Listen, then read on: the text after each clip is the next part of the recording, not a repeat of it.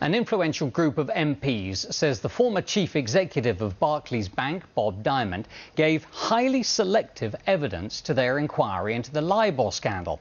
The Treasury Select Committee blames the bosses at Barclays for the way their staff tried to manipulate the rate at which banks lend to each other.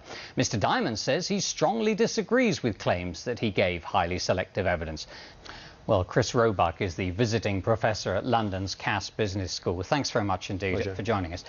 I don't wish to be cynical, but we have lots of inquiries. We seem to have lots of committees. Indeed. And nothing seems to get done. Well, it's not only that, but with this LIBOR thing, the Treasury Select Committee has been superseded by events to some degree, because we now have American investigators looking at LIBOR, and they are saying from their perspective, actually, Barclays was the one that owned up, but there could also be issues around UBS, which is a Swiss bank, Deutsche Bank, German bank, JP Morgan, Citigroup, which are American banks. So we now have an American regulator investigating what happened with LIBOR in London. We have the Treasury Select Committee, we have the Bank of England, we have the FSA, and no doubt the EU will have something to say as well. So it's all getting slightly messy. All right, so what is the answer? Greater regulation?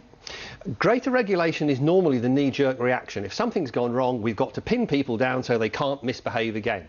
The problem with that is that the more you regulate, the more difficult it makes it for the organisation to do business. The more the people who aren't misbehaving, and let's be absolutely clear on this, we're talking about a very, very few people in an organisation of over 100,000 people who misbehaved, and everyone else was behaving with integrity. You have to balance the regulation against doing business. And also, you cannot regulate people into behaving with integrity, because there are other things you can do that you don't want people in organisations to do that aren't illegal and you can't regulate against. All right, there used to be a rule, didn't there, that all the banks had to be within 10 minutes walk of the Bank of England. Indeed. And then, of course, that was scrapped so they could all move over to the Docklands. Yep. Isn't the truth that the Bank of England actually wasn't keeping a close enough eye on this?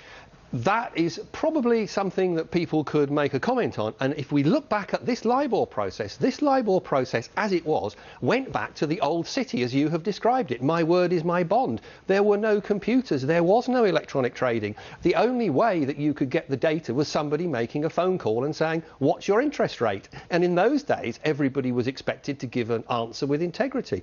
But as soon as you introduced electronic trading, you took the personal side out of it. And what then happened was people were pushing for profit. A system that was based on a telephone call and integrity was ripe for misuse in a completely different, more aggressive culture. That's what happened. And what happens now is we must replace it with something that fits the culture, that balances regulation, imposes good leadership from the leaders of the banks onto their employees so they know what's right and they know what's wrong, and then hopefully it will never happen again.